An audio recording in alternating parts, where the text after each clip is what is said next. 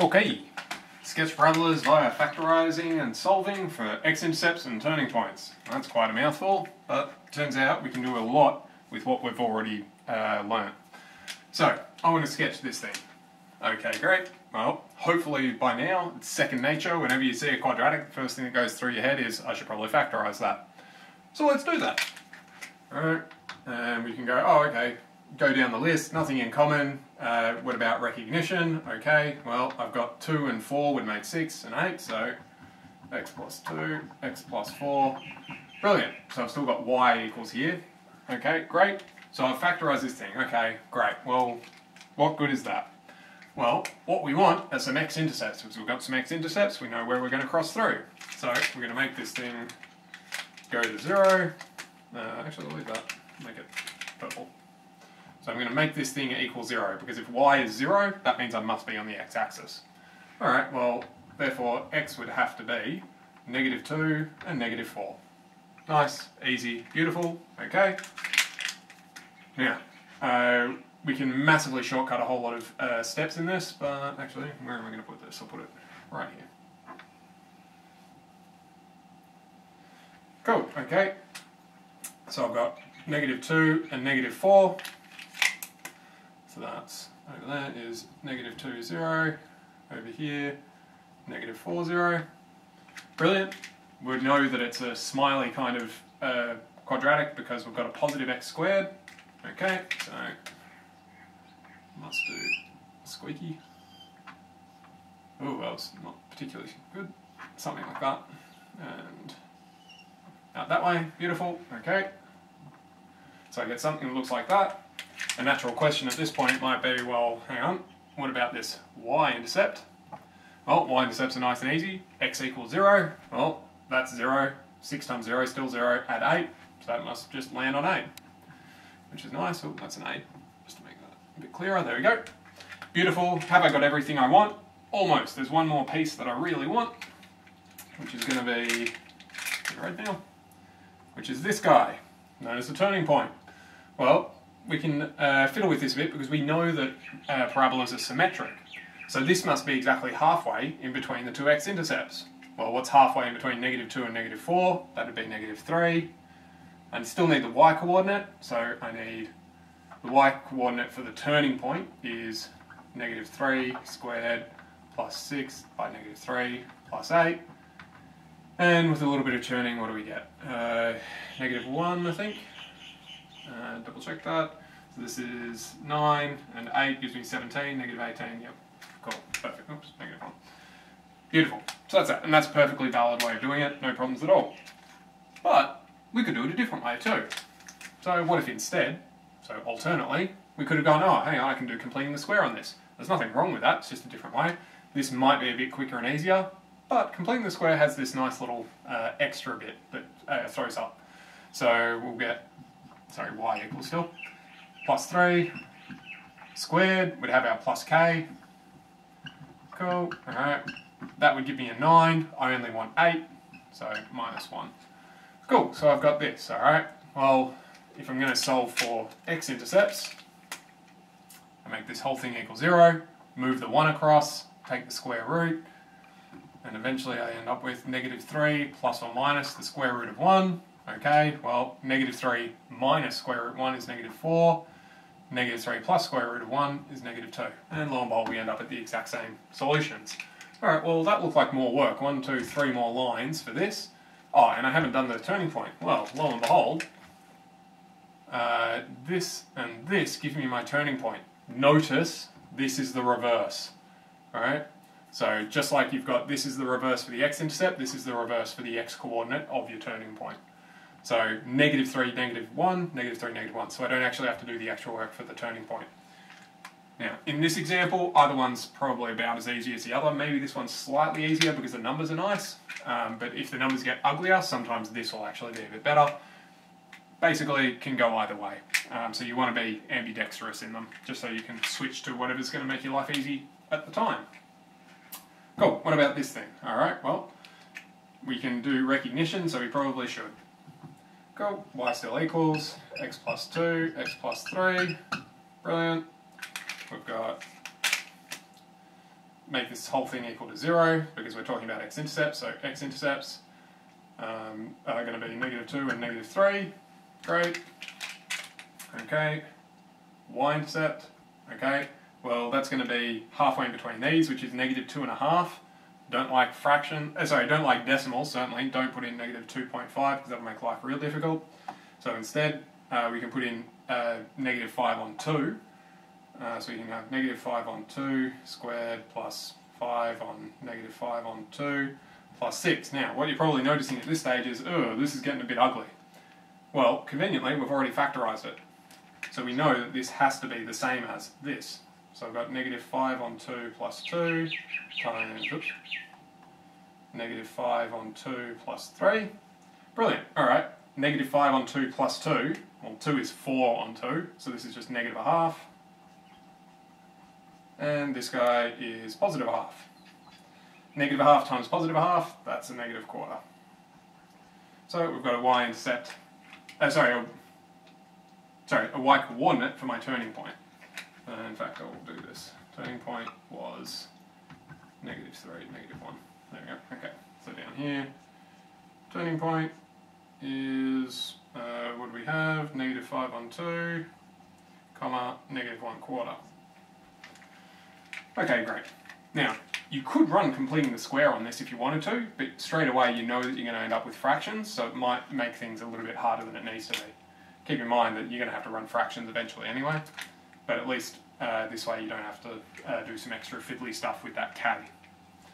Alright, beautiful. So for this, we ended up with x-intercepts -2, -3. I'm going to say that's about there and there. Cool. It's right side up.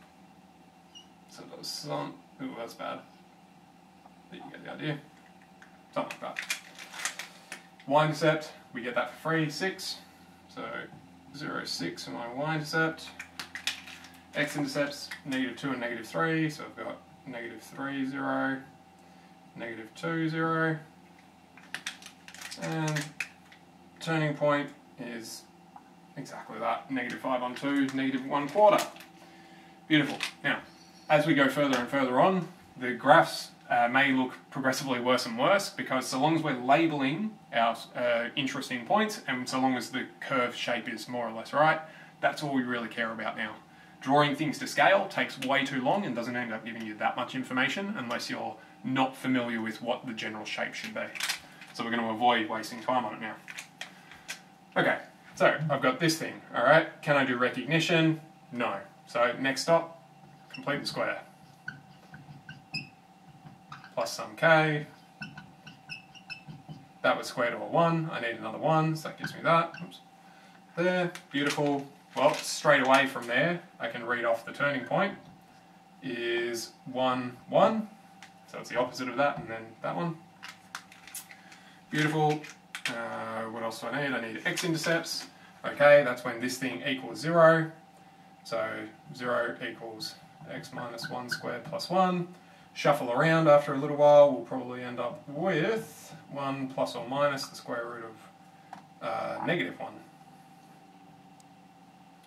Is that what it did? Yep, cool. Okay, well, hang on, how do we end up with the square root of -1? So long as we're in real methods, so long as we're in methods, we're only dealing with real numbers, not complex. Therefore, no solution, no real solution, but no solution as far as methods is concerned. Cool, what does that mean? It means there's no x-intercepts, okay? Cool, well, our turning point was at 1, 1, which I'm going to put there. We know it's a smiley because it's a positive x squared. So it'll be something like that. And we've got a y-intercept for free. Cool, 2. Beautiful. Good, good. Alright, well, what if we've got something like that there? Well, we just run the exact same logic as we've been running for all of our factorising. So, first thing, can you take out anything in common? Yeah, we can. And you most certainly want to get rid of this negative because it just makes life annoying. So, -3 x squared minus 2 x minus 3. Cool, from there, two things at times of this and add to that would be +1 and -3. Beautiful. So our x-intercepts are -1 and +3. So our turning point, ooh, that red's dying a bit. Turning point would be halfway in between these, which would be +1. Now we could put it into this, which wouldn't be so bad since it's just 1 getting squared, or we could put it into that. Either way, it doesn't particularly matter. I'm going to put it into this because most of the time it's actually easier putting it into the factorised form. No, not happy with him. Need another red. That's a bit better. Y equals -3, and then we're putting in, what did I say I was putting in? 1. So I've got 1 plus 1, no, I'll just write it. Cool. So I've got 2, -2 gives me -4 times 3, -3 gives me +12.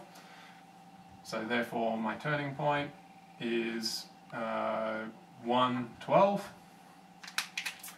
So I've got my x's, my turning point, yep, that's done. In fact, actually I'll move this down. Is 112. Just so I've got a little bit more space on the right to deal with it. Cool. Turning point at 112, which I'm just going to say is there. Okay. Is that right? Yep, that's right.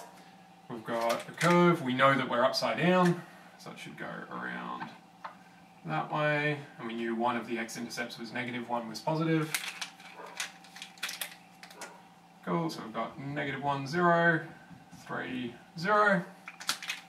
And y-intercept, we've got for free, +9. Beautiful, and I should label that turning point. 1, 12. Beautiful, done and dusted. Alright, well, we could do it that way, or we could do it the other way. We could do it by completing the square if we wanted to. So taking it from there, we can have -3, -3 minus 1 squared plus some k equals, and if we expanded that out, we'd get 1, but what we want is -3, so we need -4. Cool. Okie dokie. Now, if we're going to read off the turning point, it's not -4 because we already know it should be 12. We've got to expand this first. So we get -3 x minus 1 squared. These times together become +12, and then we get our turning point for free. And similar to before, you can make this whole thing equal 0 to solve for the x-intercepts. In this case, it's going to get a little bit chunky because we can get 1 plus or minus, then we'll have -12 divided by -3 and then square root. But if we simplify that down, 1 plus or minus √4, so oops, equals -1, +3. Is that what we had before? Yeah, cool. Cool. So, same. There we go. Cool. Beautiful. So, two different ways of doing the same thing. Again, they're pretty much equal in length. But if you had tried to do this one by recognition, you'd just be stuck because you can't get off the starting blocks. So, depends what you're given as to what you're going to do. Cool. Sometimes, however, you'll be given these sorts of monsters.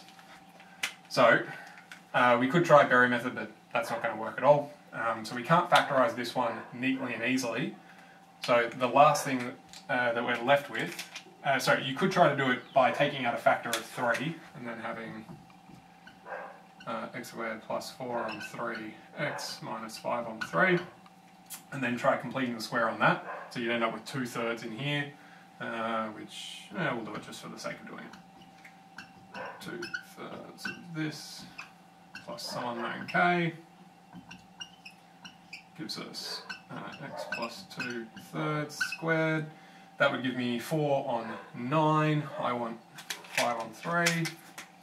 So I've got 4 on 9 plus k has to equal -5 on 3, which is the same as -15 on 9. So I need -19 on 9. Cool, and then we could times by 3 to get a turning point of -2/3 and -19 on 3.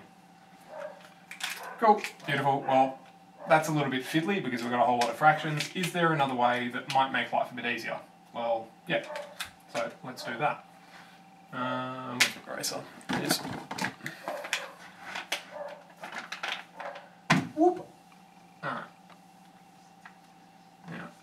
did learn quadratic formula to deal with more annoying versions. So let's try that out. Notice that the quadratic formula will immediately jump to x solutions. It won't factorise, it will immediately solve, which is good and bad. It depends what you want it for. So negative b gives me negative 4 plus or minus square root b squared, 16 minus 4 times a, 3 times c, negative 5 all over 2a, so 6. Cool, negative 4 plus or minus root. We've got, what's this, 12, 60 positive gives me 76. Divided by 6. Cool. I'm going to go this way. Negative 4, sorry. Yeah, no, we might as well do that now, it's alright. Cool. This is, oops. 4 times 19 gives me this, so I need 2 root 19 on 6, which we can simplify down. Which way will we go? No, we'll go this way still. Divide everything by 2, so I get negative 2 plus or minus root 19 over 3. Now, is that a nice number? No, of course not, but suck it up. Sometimes life isn't nice to you. So I've got our x-intercepts, great. We'd still need our y-intercept, but we got that for free. We still need a turning point. Now, it looks like a turning point is going to be really annoying because we have to deal with this plus and minus root 19, but, hang on, it's just negative 2/3 and then you move left and right by the root 19 part. So, actually, just that bit gives us the x-coordinate for our turning point. So the y-coordinate for our turning point is 3 lots of negative 2/3 squared plus 4 lots of negative 2/3 minus 5, which gives us some number. What do we get? This will cross out one of them, so I get positive 4/3, then negative 8/3, so I've got negative 4/3, so I've got negative 4/3, and then minus 5, so I've got minus 15, so that's minus 19 on 3, which is what we had before. Beautiful. So therefore the turning point is, what do we have? Negative 2/3, negative 19 on 3. Cool. Draw a graph. Gives us x-intercepts, negative 2/3.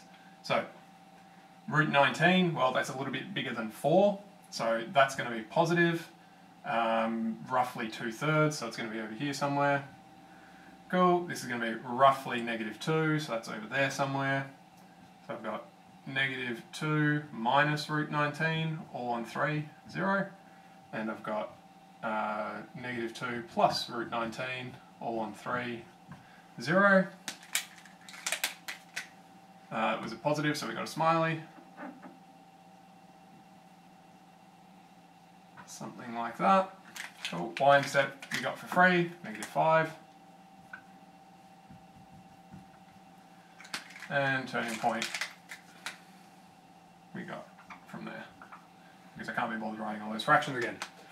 Cool. Now, was that nice and easy? Maybe not. It was a bit more fiddly, but that's about as bad as these get. Say for one more thing. What if I've got this instead? Alright, well, I'd run the same calculation as before, just this would be a positive 5. Well, now we've got a problem because now I've got 16 minus 60, so I've got a negative and I'm trying to take the square root. Well, quadratic formula fails me. Right there. Well, that's a real problem because I can't keep going with this if I can't get the first set of x-intercepts. Dang. Well, yes and no. You can still get the axis of symmetry, which is just negative b divided by 2a. So this is negative 2/3 if you simplify that down, which is what we ended up with. So you can still have that, but at the end of the day, you're going to have to do a little bit of work. What we can do this in orange. Axis of symmetry is where x equals negative b over 2a. So negative b, negative 4 over 2a, 6, which is negative 2/3. So when x is negative 2/3, we're on the turning point. So the y coordinate for the turning point is 3 lots of negative 2/3, negative 2/3 squared, plus 4 lots of negative 2/3 plus 5, and with a little bit of calculating, What are we going to get? So that 3 will cancel, we get negative 4/3, negative 8/3, sorry, positive, positive 4/3, negative 8/3, plus 15 on 3, so we get negative 4 is 11 on 3, cool, drop our sketch. So our turning point was at negative 2/3 over here somewhere, and then positive 11/3, so I'm just going to say that's about there. Negative 2/3, positive 11/3. We know this is a smiley, so it goes up. We know the y-intercept was 5. And when we tried to do a quadratic formula, it failed, so we know there's no x-intercepts, and our drawing supports that because it's running away from the x-axis. That's about as fiddly as they can get, those last two. Generally, you'll be able to either run recognition or completing the square. If you wanted to, you could run completing the square on that after you take out a factor of 3. It just makes for a lot of fractions, but it's up to you. Everyone has their own preferences. That's that. That's everything for this week. It's just a combination of all the factorising that you've done before and just putting it into graphs. Cool. Best of luck. Email if you get stuck. Cheerio.